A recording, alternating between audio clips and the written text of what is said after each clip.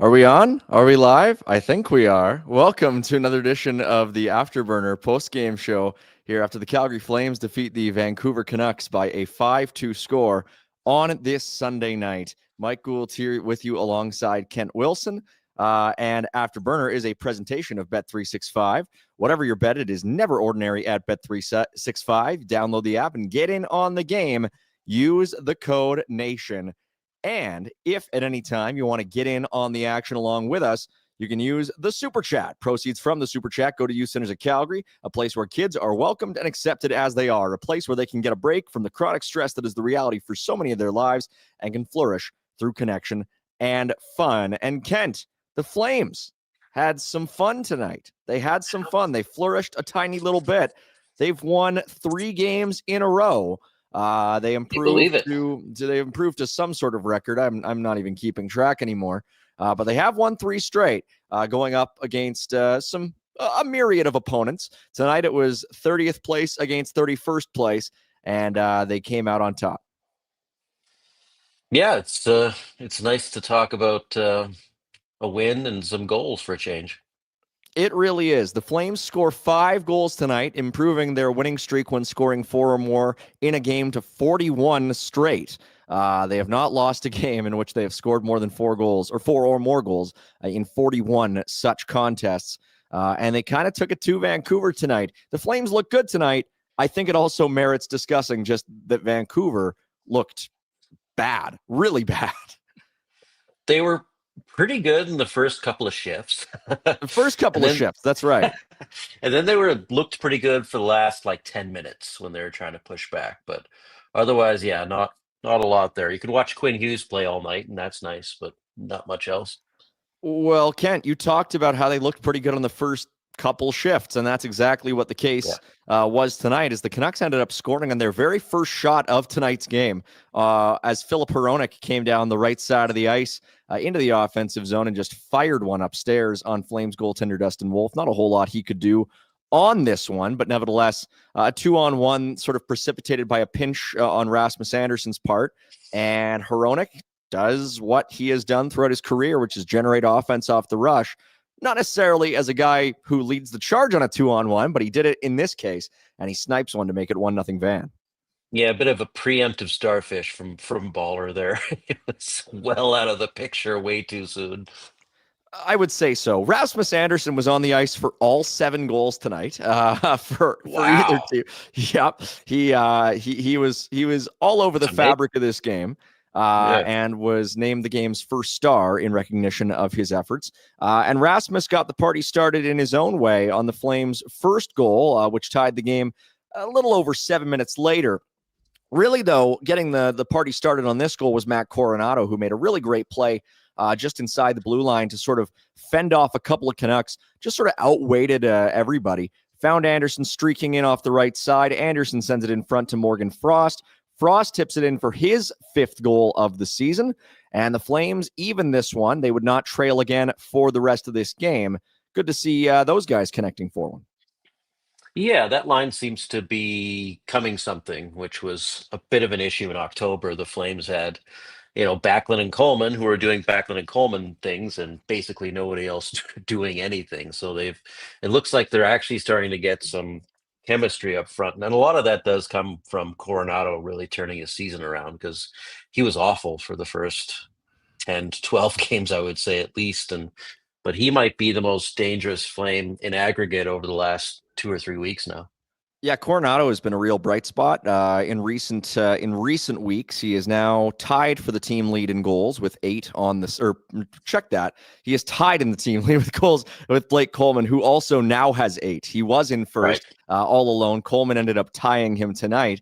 But yeah, he's done a great job. He is making plays that require a little bit of coordination and skill, which is something the team sort of lacks. And yeah, just showing a lot of tenacity. He's been doing a very good job of sort of, again, inserting himself into the middle of the game.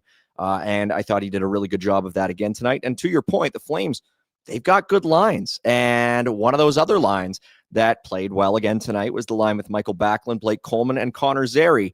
And 35 seconds after Frost made it a 1-1 game, It was none other than Connor Zary himself getting his second goal of the season and his first since the season opener, Kent.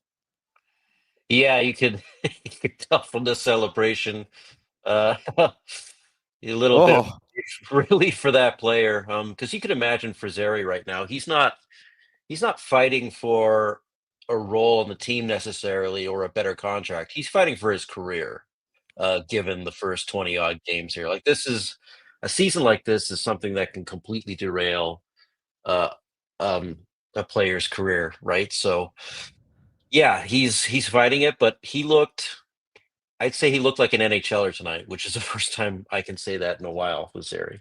yeah, he was their best forward, I thought, for most of the game, and he did a really good job, I thought, tonight. I sort of said it on the warmies before the game, where you have Sam Honzek who's out for the next 6 months, and it's like Right.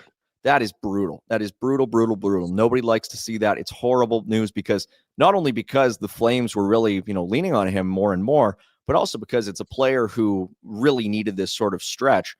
Right. And then again, you look at it from the perspective of, okay, if you're Connor Zary and some of the other wingers on this team now, to a certain point, there's not as much of a concern about looking over your shoulder with every single game, saying, is Right. this the night that I'm going to get shuffled out? Because the Flames sort of had 10 top nine guys who they were cycling into 9 different spots. And really tough to get a rhythm going when it's a constant rotation. And I wonder if what we see now is 3 relatively static forward lines, because I thought in the top 9 at least, because I think they all played quite well tonight, and they have been doing relatively well in the last sort of 2 or 3 games. And so we'll see. It is a very small sample. They have 4 very tough games coming up, which we'll get to in the road ahead. But That's right. Yeah. it's going to be an absolute gauntlet to close out the month of November. And so, Yeah. for all the folks in the chat who are bemoaning the fact that the Flames have won 3 straight games because it kills their lottery positioning, check back with me in a week. We'll see Yeah. exactly what happens. For me, I sort of said it also on the warmies. Flames Canucks, sort of the pinnacle matchup, rivalry matchup of my developmental time as a Flames fan, Mhm. because the Oilers were never relevant when I was growing up. Yeah. Flames Canucks was a much more high intensity matchup when you go to line brawl, when you go to the playoff series, when you go to the latter years of the Sedins, and again, scoring his 50th goal against them in the season finale that one year, and the Mhm. whole Trevor Linden handshake and all the stuff that happened between these two teams. This is a matchup that I will always have a certain amount of assault directed at the opponent for, and I think it's very much a one to cheer for, a win to cheer for, no matter the circumstances. Yeah, I hate the Canucks too, if that's what Yeah, you're saying. yeah. But I would. Yeah, there. You never like to see the Flames lose to Vancouver. well, Yeah, and the Flames were gonna be this October bad through the rest of the year. I mean, that was just never yeah. gonna happen. It would be a historically bad run, right? So Well, and that's the they're thing. I getting some mean, bounces now too, right? They weren't getting any in October. They weren't playing well for sure. They're definitely playing better now, but you get the Coleman one stick goal, you get the ball shot off the skate going into the net. So you're getting some bounces. And the yeah, thing is, if you want to be getting paid top dollar for guys like Rasmus Anderson, you need them to have runs like this, where that's right. Rasmus is involved in every single play that is happening, good or bad, on the ice right now. And that is quite frankly better than the alternative, which is nothing happening. That's right. And Rasmus, again, played a part in the third Flames goal of this game, as you mentioned, Kevin Ball, with the Kadri line on the ice, Ball sort of driving down the left side towards Canucks goaltender Kevin Lankinen off a nice little cycle play here. And everybody sort of was looking at Joel Farabee on the doorstep here, but this one actually goes in off of Tom Willander, the Yeah. Canucks defenseman, right there on the doorstep. And for Kevin Ball, that is his third goal of the season. How about that? 3 goals already for number 7. How about it? How about it? That I wasn't a mean, snipe, but good for him. Hey, yeah, I mean that's sort of how a guy like that is going to be scoring goals. But Area. not a bad player. Has been a good partner for Rasmus this season. That pairing has been probably the Flames' most consistent throughout the year, on both in terms of personnel and the quality of its performance. Obviously, Mackenzie Weegar's had a time with everybody, and now has sort of settled in with Yan Kuznetsov. But yeah, it's been good to see. The mentioning Yan Kuznetsov, this, I believe, his 10th game of the season, which I believe resets his waiver clock. So Yan is not going anywhere for the time being, or so it seems, and certainly something that is well deserved. I think he's been quite good. I mean, to think that over a month ago we were watching Danil Miramanov on that pairing. So Yan has done a good job. He's stepped in. So the Flames have 4 guys in their top 4 right now who I think are playing, reasonably well. Weegar's had his ups and downs, but you don't look at that top 4 and say there's an obvious odd man out right now. Yeah, and he should be sticking, not just because his performance warrants it, but at his age, 5 years out from being picked.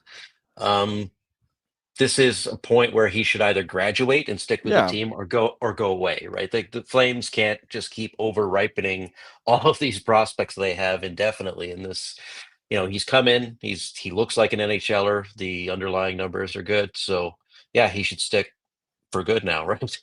I think so. I mean, second round pick. You can debate the merits of defenseman of that profile being picked in the second round, but he's done a very good job as a pro. I think, they have access to underlying numbers more so than we do with the Wranglers and with the Stockton Heat.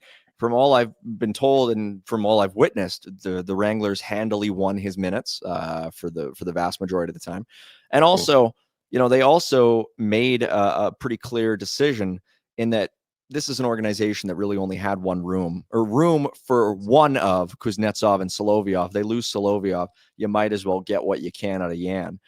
So it's good to see what they're doing here, and he has been a good fit. And so is Kevin Ball. Nice to sort of have 2 guys on that left side who just aren't a problem. And that's what I would describe about Ball and Kuznetsov this season. They've done a good job of not being problems. The Flames end up making it 4-1 later in period number 2 off of a nice little hand-eye play by our buddy Yegor Sharangovich in front of the net. And again, Rasmus Andersson getting an assist, his 3rd assist of the game. This is off of a play that was a kind of a weird 2-on-1 with Kadri and Sharangovich, where Kadri just didn't really commit to either passing or shooting. He took the puck over to the right side, and Rasmus took the initial shot. Yegor, as a net front guy, he's done a lot of net front stuff in Calgary over the last year and a half, which is not really the natural position that I would expect for a guy like Yegor, but he is decent with his hand-eye, and nice to see him getting his 3rd goal of the season as well off the redirect. Yeah, if you're not scoring a lot, you might as well hang around the crease and see what you can pick up, right? Might as well, right? That was a nice one. It was, yeah. That's the thing. You would expect with a guy like Yegor to maybe be setting up on the flank, but he does a lot off the puck when, just sort of driving through the middle in the offensive zone. We've seen that a few times this year. We saw it actually on the Ball goal, where the whole reason that Ball didn't have any resistance really coming down that left side is that there was sort of a pick thrown by Yegor in the middle. So good to see him on the rebound, getting his 3rd of the year. That's been a good line with Kadri and Farabee. I think they were hovering around, I want to say 75 to 80% expected goals at 5-on-5 tonight. So good to see that trio continuing to contribute in positive ways.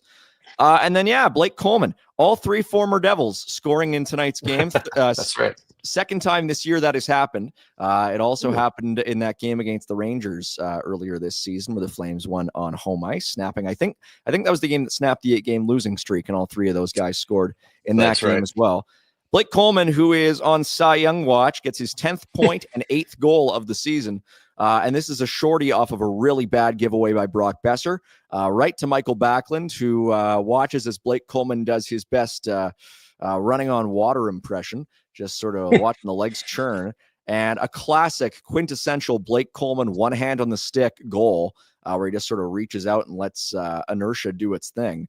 And Coleman is, he's turning into quite the sniper. Always a good bet to get a lot of shots on goal. Just I still don't get why he's not on either Flames power play unit. You'd think it'd be a natural fit to have him in front of the net, but They're saving nevertheless, him for the PK. You have I to give guess. a lot of credit to Backlund on that goal, though. The intercept, waiting for Yeah. Coleman to catch up and just feathering that nice little pass through. So, yeah, I just don't know what Brock Besser's doing. That's a horrendous yeah, pass.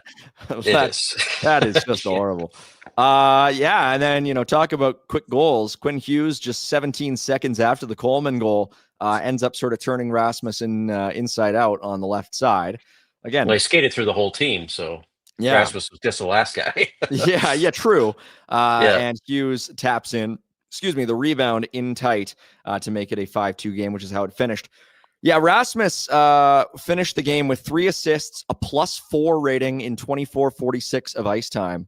As we mentioned, he was on the ice for both Canucks goals against, but also for all 5 Flames goals for.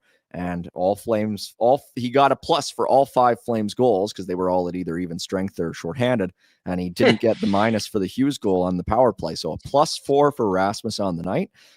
Good to see there, getting big minutes. I mean, if you're Trade going value going up. that's the thing. If you're going to showcase a guy, you want him to be performing like this. And Rasmus, I mean, playing a little bit like, Noah Hannafin did 2 years ago when he played his best hockey as a Flame in his last months as a Flame. And if Rasmus wants to get that big deal, which, probably won't be here, but he is doing everything he can to maximize the value of that contract right now. Yeah, last time I looked, he was 16th in the NHL in terms of ice time per game. So, yeah, with his contract, and if this keeps up, the Flames can't ask for a lot. Assuming they don't re-sign him, they shouldn't re-sign him. But if he's moved around the deadline or before that, they should be asking a pretty penny. He should be the top sort of trade asset in the NHL probably around that time. Rasmus is the Flames' leading point scorer. Should check that. Yeah. Nazem Kadri is the Flames' leading point scorer, but only by 2.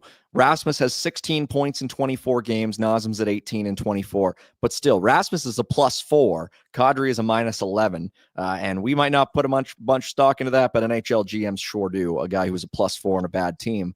And yeah, Rasmus is averaging huge minutes. And Tim Jones, 2436, rightfully pointing out in the chat, even though Hannafin played lights out his last couple of months, he got, only got a first and Miramanov back. By the same token, Rasmus is a right-handed shot, and he's not. I don't think there's the same perception around the league that there is with Hannafin that Rasmus is soft, which Hannafin, there is a little bit of that perception. There were question marks with Hannafin going into the playoffs. Is he a guy who can play playoff style hockey? Vegas still paid up for him, contract wise, maybe not trade wise.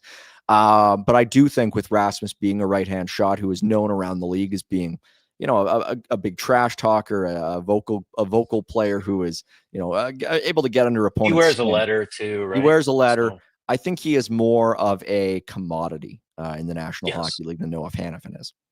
Yeah. So yeah, Rasmus with a big night.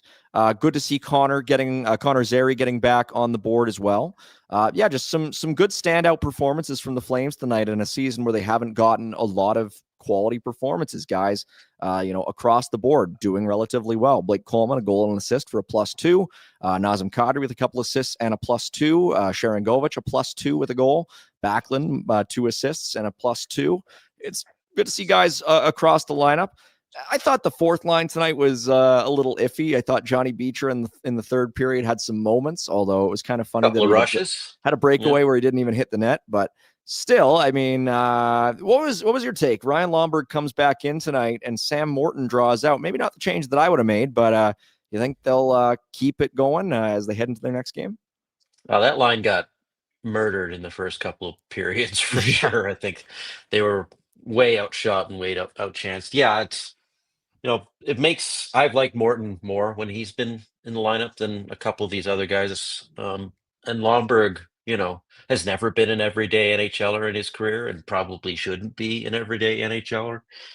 He's a honey badger of a player and everyone likes him, of course, but he's just not quite there skill wise. So for me, it makes a lot more sense for him to be, a couple times a month sort of player rather Yeah. than every other game. With Lomberg, I mean, yeah, he had a couple seasons in Florida where he was more of a presence for sure, but he's getting into his 30s. Again, was never a true difference maker as a player. It is going to be an interesting little rotation. I think for the time being, though, they have settled on three nice looking top 9 lines, and I wouldn't change them for the time being. Very curious to see, though, how things look in this next little 4-game stretch. We'll get into the road ahead. Things are going to get hard. Yeah, we'll get into the road ahead here shortly. I do want to talk a little bit about the Wranglers. They played tonight against the Coachella Valley Firebirds. Rory Cairns and Matvey Gridden, the top 2 stars in that game. Gridden had a really, really nice outing. Cairns ended up scoring the OT winner in that one. He had 2 goals and an assist. Gridden with a goal and 2 assists. Gridden is now 3rd overall in AHL scoring on the year. Yep. I was saying on the Warmies, this is a perfect environment for Matvey Gridden right now. And I said the only area really that I agreed with Don Maloney in his disastrous 2-part interview with Eric Francis this week was that Matvey Gridden, I want to see 3 more months of exactly this. And then trade deadline time, bring him back up. Yeah, absolutely. If he continues to dominate the AHL as a 19, 20-year-old, that's a really good signal for a player. A better than point per game when you're still a teenager or a 20-year-old usually indicates you're on the fast track to being a very good NHLer. Absolutely killing it. We got a super chat. Super chat's brought to you by the Youth Centers of Calgary. This one from the brilliantly named Cheeks McGee, $9.99 from Cheeks. The Bison gets another point. I'm glad Coronato wore a shield, as badass as he is. I'd rather him be healthy. Coleman is really upping his value. I love it. Sharky seems a tad more comfy, which is good too. Agree on all 3 points. Coronato wearing that shield, pretty cool. That there's sometimes when players have certain moments to me where they sort of level up as players, or they sort of, they to me, just, I gain another level of respect for them. And Matt Coronato, the last 2 weeks, and especially, the way that he returned to that game after that injury, and tonight, in my opinion, was very, very strong on the puck. That to me, that is Matt Coronato's NHL, like the moment where Matt Coronato to me went from being an up and coming player to an NHL difference maker. Like the moment where he truly, found that little next gear. It's very early, but I think we're at the start of I think we're at the start of a moment for Matt Coronato where he's really going to find another step. Yeah, after getting that big contract in the summer and then coming out in October, getting scratched, moving down to the 4th line, you know, the team and the player had to sort of be thinking, right? Yeah. And then, I mean, most of November has looked like the player that we saw emerge last year, and the player they want him to be going forward. As I said, I think he's been the consistently the most offensive attack sort of player this month. So they really need him to become that moving forward. Yeah, Coronato definitely looks more like, to me, a guy who, if you have that elite player, he'd be just a guy who you'd kill to have running shotgun with that guy. And yeah, it's super exciting to see him sort of, to me, look like he's finding a new gear. And I'm curious to see if he can continue to ramp that and sort of stick the landing. And yeah, Coleman, you mentioned today that you'd like to see him with Gridden down the road, right? That I did say that. A nice combination. Yeah, I mean, the thing with Coronato, he's a right shot. And Gridden is a left shot, but a lot of Russians play on the off wing. And so we'll see, if that's something they're willing to do. But even if they put him on the same power play unit, like I think that would be really cool. I think Gridden has that ability at some point. Yeah. Guys in the chat, they're still yapping away. Mand 94 169 saying, quit referencing Warmies. Nobody listens. Appreciate it, man. I you know what? That's a very good point, man. And to you, I say kudos. I think you should tune in next time. You'll like the show. Hey, you know what? We should give a little shout out though. There is somebody we need to give a little shout out to though, because the guy who everybody listens to, the guy who everybody tunes in to hear what he says whenever he's on the scene in a new neighborhood is Derek Newman. He is the guy who when he speaks, if you don't listen, you might be missing out on a real big opportunity. Because over at CIR Realty, when you're buying or selling, you can let Derek do the work for you.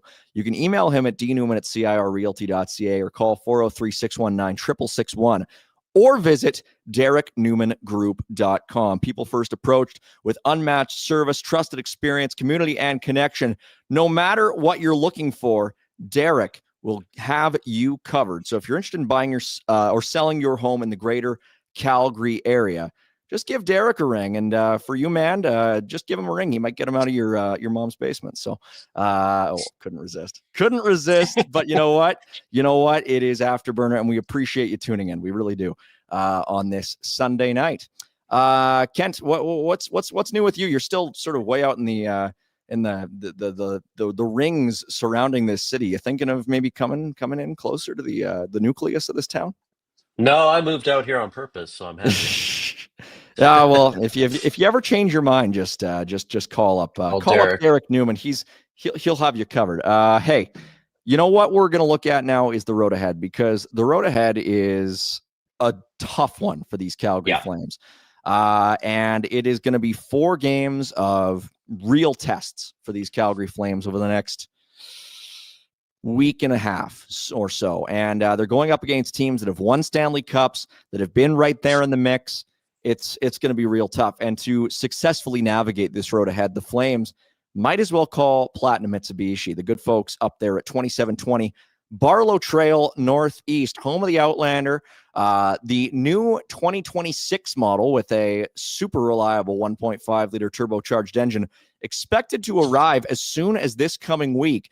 So head on up to Platinum Mitsubishi, and when you get up there, ask to see Kenton, because Kenton of the iconic Maitland family is just an absolute stud in every way imaginable. And he did not tell me to say that.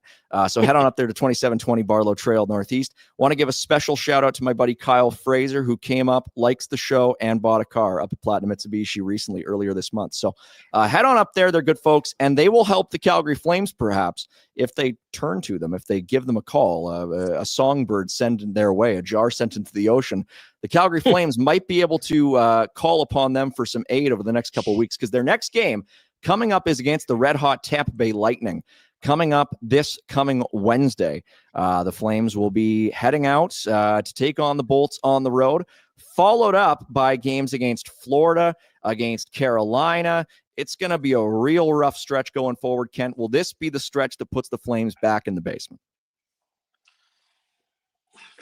Probably, but they're still in the basement, so I don't know if you go back in the basement. I mean, they're not 32nd, but they're still close. 31st. The official basement. So. The official basement. Okay, last for sure. It may not even depend on the Flames. It kind of depends on the Predators not being horrible for the next week and a half as well.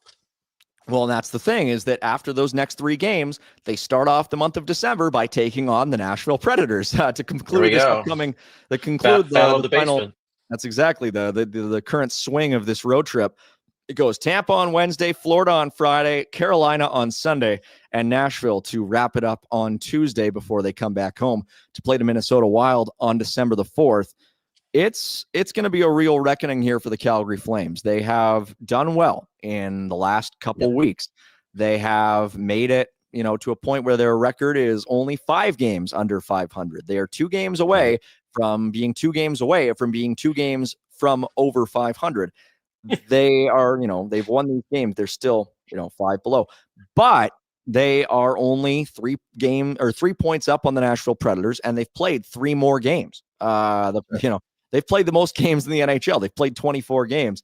So, they may not be in last anymore by points or by points percentage, but there's a chance they get back down there with a couple of rough outings. Yeah, I guess we'll see. It's were the Flames this good today, or was Vancouver just that bad? It's the question. The Canucks are right there with them. The Canucks are in real trouble. That is the road ahead, brought to you by the good folks up at Platinum Mitsubishi. 10-year warranty on all their vehicles at 2720 Barlow Trail Northeast. Kent, what else have you got on the go today? How's your weekend been? How's it been over there in the Wilson abode? Not bad. I wrote an article for the Herald, which will be coming out Oh, you tomorrow. did? What's it on? Let's hear it. It's called The Land of Delusion. That's what Oh, I titled it, at least. So you can oh, imagine it's mostly about the Maloney sounds like a Pink interviews Floyd. that came out. Sounds like a Pink Floyd album or something. That's Yeah, it's well, Kent. Did you know, Kent, that all the teams that have first overall picks are still living in a fantasy world? yeah. I mean, You it's can't complete do that. fantasy to get a star from the first overall. It doesn't It's a strange. exist. That's one of the strangest things I've ever heard said It's live. yeah. It is really up there. I don't remember the last time that I saw an executive affiliated with a team that is in last place take an indirect swipe at the prospect expected to go first Potential guy. overall by name. Yeah, We don't even know if that guy's that good. We shouldn't tank. Like, yeah. what? Who knows if McKenna's going to be good? Holy cow! You're right. One of the Yeah. weirdest things. Yeah, but hey, you know what? I had the conspiracy theory that after that interview, Maloney went directly into the Flames dressing room and said, "Guys, back me up on this. Don't screw me." Yeah, I need you to finish 10th because that'll Yeah. be good for the team somehow. Hey, we talked about it on the Warmies, that one guy's favorite show. Ivar Stenborg has 20 points in 21 games in the Swedish Hockey League this year. That That's insane. puts output by the Sedins and by Peter Forsberg to shame. So Yeah. there are options at the top of the draft this year, and of course, pretty much every year. Just matters Every year. That's pretty much it. Yeah, it's. I mean, you're not guaranteed a star. He's right, but the number one source of stars Yeah, in the NHL is the top 3 to 5 picks every year. So, yeah. if you're talking about probabilities, yeah, it's a much better chance of than drafting Gaudreau again in the 4th round. Yeah, it's like playing Mario Kart and intentionally avoiding all the power-ups. You're just, we don't need those. We'll just Cheating. we'll just drift. Good teams mostly do both. So it's Get stars yeah, otherwise. But I went back through the Flames drafting over the last 20 years, literally, yeah, just to look at how they did, outside of the top 5. And the best player they picked in the first round outside of, the top 10 was Michael Backlund. yeah, Now, I'm a big Michael Backlund fan, but huge. yeah, that's not a franchise altering player. Well, yeah, which I is what mean, the team needs. it is not a strategy to simply go into the draft each year and say we're going to do better than everybody else at the draft. And We're going to Dallas this thing. Yeah. That's not a strategy. That's not something you can account for. You pray. Yeah, that's at night. That's what literally every team tries to do. That's what every team tries to do at the draft. You can't just say we're going to be smarter. That reminds me of there was a movie called Margin Call, a really good movie directed by J.C. Chander about 15 years ago, where in the midst of the crisis befalling the company, the CEO, played by Jeremy Irons, says there are 3 ways to make it in this business. You can be first, you can be smarter, or you can cheat. And the Flames can be first to sell these guys. There's really no way to account for being smarter. You can be smarter, but you can't plan for that. You can say we're going to hire all the smart guys we can, but ultimately every smart person has their own biases. They have their own flaws, and nobody is unimpeachably correct 100% of the time. And you can't really cheat in the NHL. Otherwise, you'll be stripped of all your draft picks. So yeah, the issue is if the Flames are smarter and if they found a new way to build a contender, they would have done that over the last 20 to 30 years. And they haven't. They haven't done that. So there's no secret new way to find stars that the Flames have. If they'd done that already, I'd be like, great, don't ever tank. I don't want to see the team be terrible for 3 years, but I'd rather see them be terrible for 3 years than mediocre for 20. So that's right. Hey, you don't want to risk falling out of the playoff picture and losing all your fans. Except, they're not in the playoff picture. They're not in the playoff picture, and the fans aren't happy. I don't know. But you know what? They won 3 straight. They've won 3 straight, and they're still in the doldrums. And every team in the league that finishes in the bottom 5 puts together some win streaks. I watched the Arizona Coyotes beat the previous 5 Stanley Cup champions in succession in 5 consecutive games. and they still finished bottom 10 in the league that year. So we'll see what comes out of all this. We do have some more stuff to tell you about. We want to tell you a little bit more about the Unicorn, located both on 223 8th Avenue Southwest and at 1919 4th Street Southwest. Hey, you know what? You can never bank on an NHL team building a unicorn type of team where they don't pick high in the draft, but you can always bank on having a good experience at the Unicorn. Go to one of their 2 locations. It is Calgary Super Pub with 3 floors, 3 bars, all in one destination. And of course, they got that second location, which is my preferred location, over there on 4th Street. Super walkable. Head over there, go to the Dome. Once you're done at the Dome, go back. Just have a great night over at the Unicorn on 8th or on 4th Street with their daily specials, a happy hour and a brunch on Saturday and Sunday. Hey, Ken, we got some new friends here though, over here at the Afterburner as well. We want to tell you a little bit about the Calgary Health Foundation. You've probably seen their commercials on TV during the Flames games over the last little while, all about our buddy Lanny McDonald. You cheer for his comebacks before. This one that he's been talking about on these ads didn't involve a slap shot. He survived a cardiac arrest at the Calgary airport. His greatest assist came from the incredible team at the Foothills Medical System. And now he's giving back, teaming up with the Calgary Health Foundation to raise funds for upgraded cardiac catheterization labs that help doctors diagnose and treat heart disease faster and better than ever. Lanny, we saw the video. He got emotional in his new video with Calgary Health Foundation. You can have a look at it. Donate before December 31st, and your donation will be matched. Head to givehealth.ca to learn more and donate. This whole Lanny media tour has been so much fun, just to sort of see him back and active in the media. You've heard his voice on these radio commercials for years and years and years, and now he looks better than ever.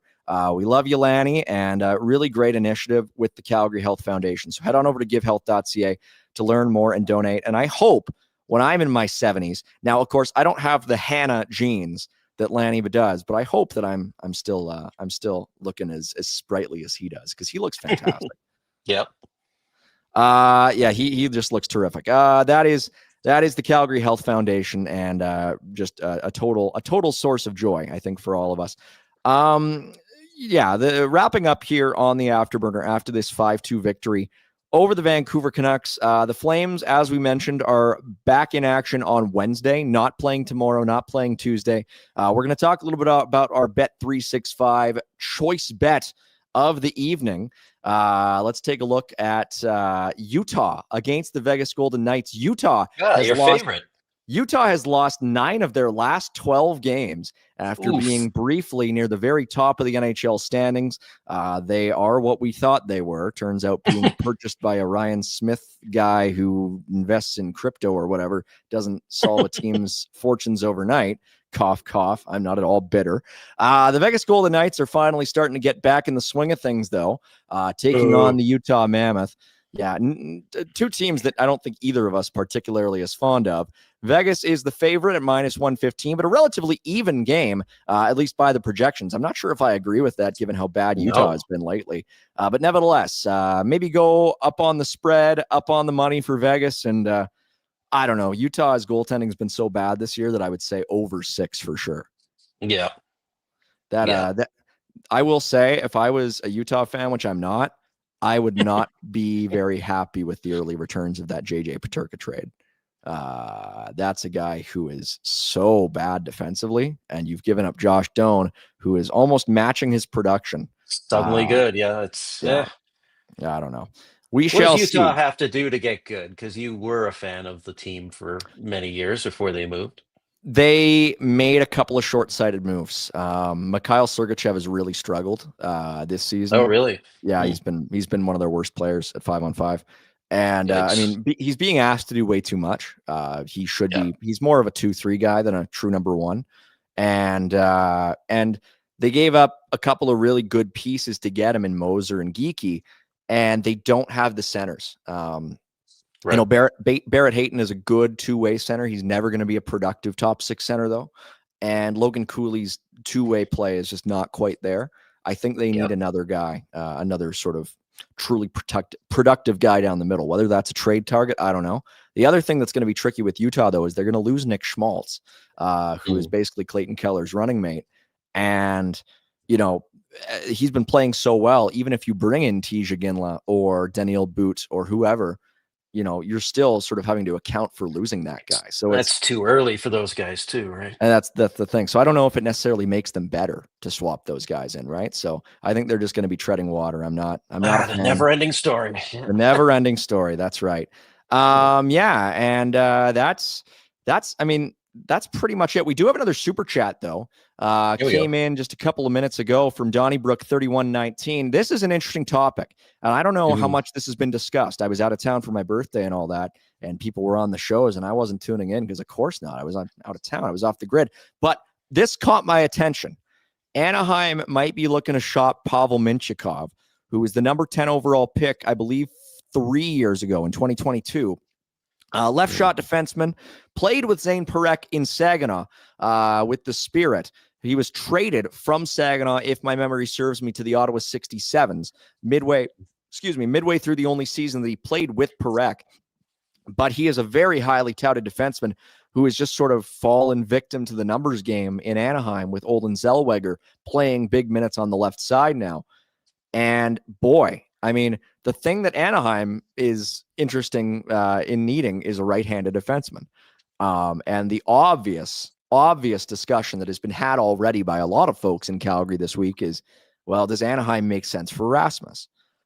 Because they've kind of lost one of their main puck movers in Cam Fowler, who was a lefty.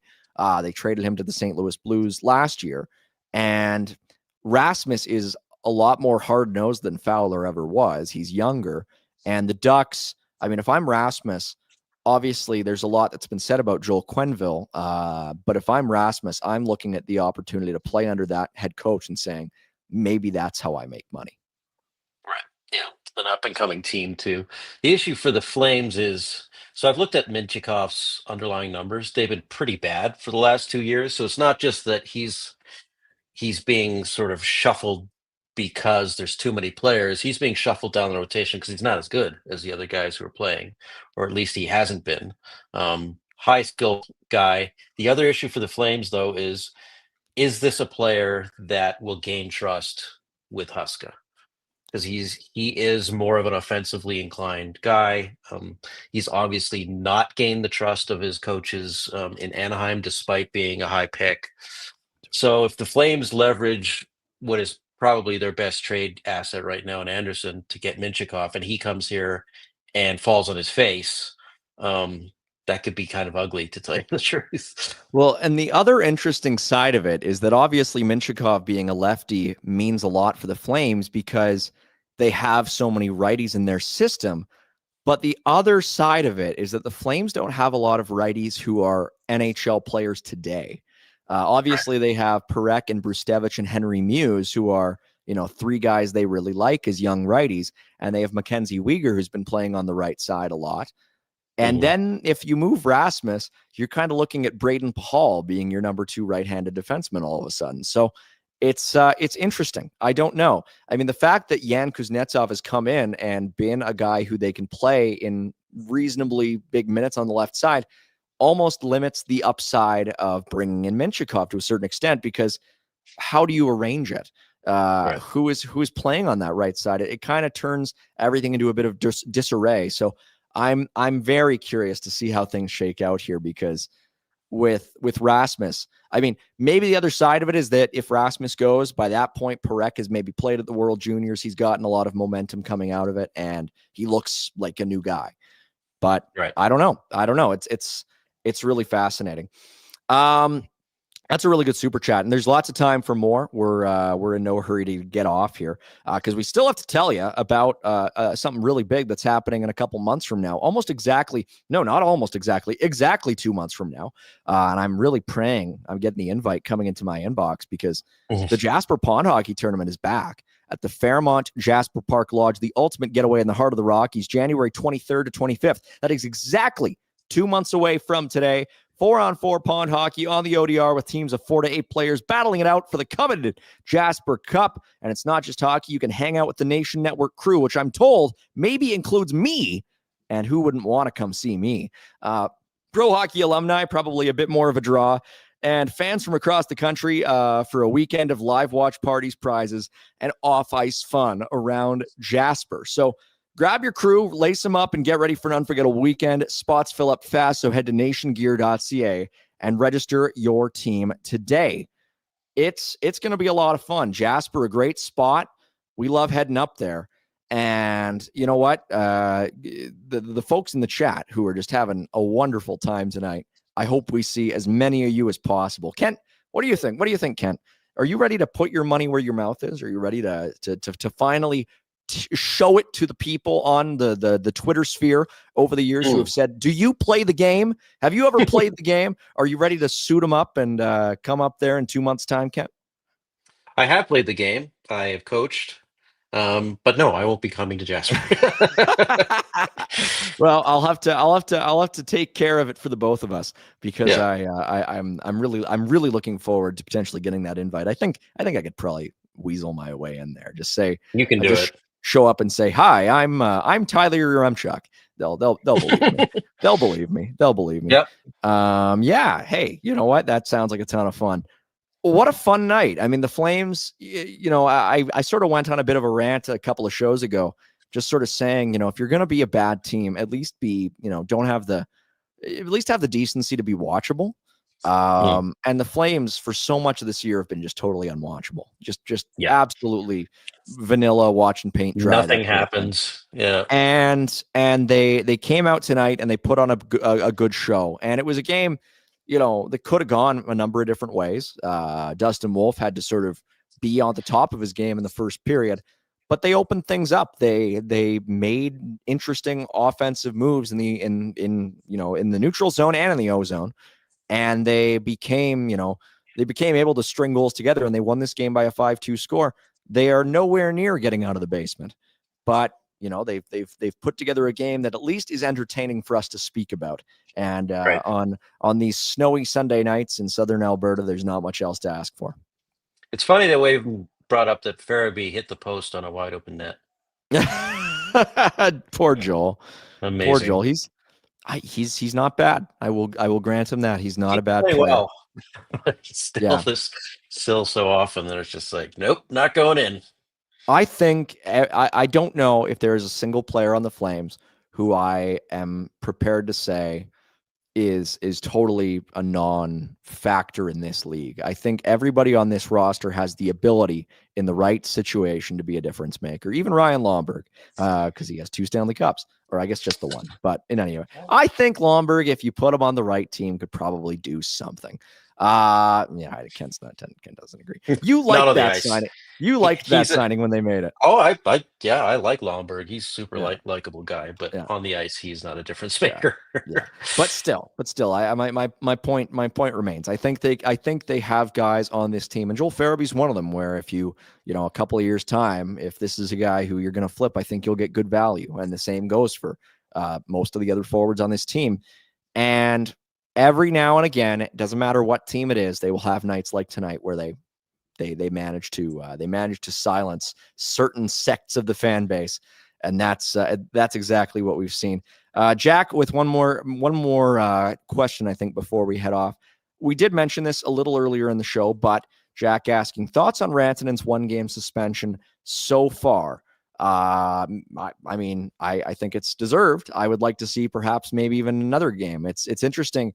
I don't remember the last time that I saw a suspension like this that is sort of an automatic type thing for a hit from behind, where he's done it twice in a week.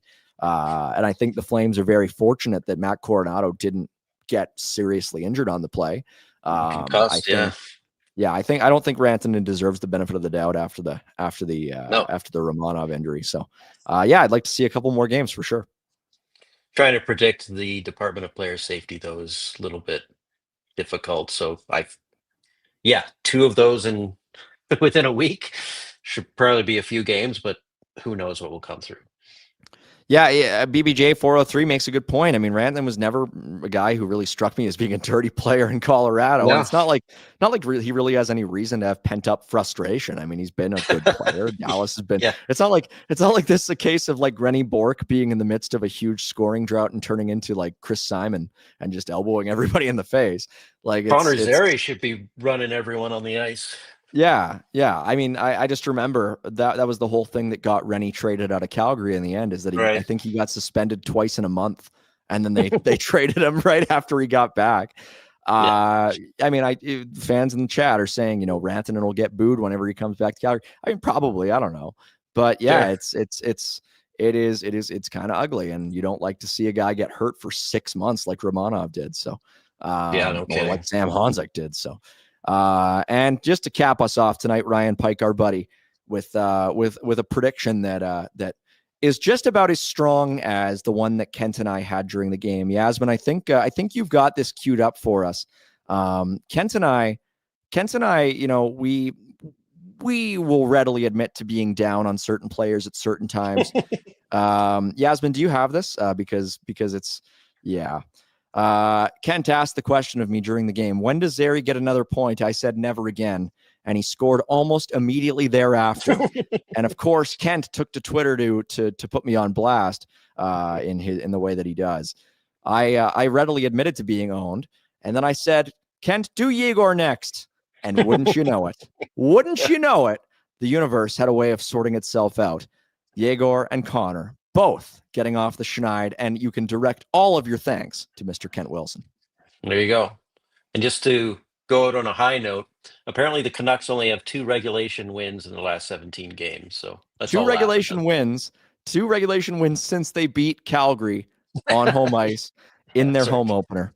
Isn't that something? The Flames put together a 5-2 win over the Vancouver Canucks on this Sunday evening. Our thanks to everybody in the comments. Our thanks to Yasmin on the production side of things. Kent Wilson, a fun time as always. Thanks for joining us on this Sunday night. Have a good night.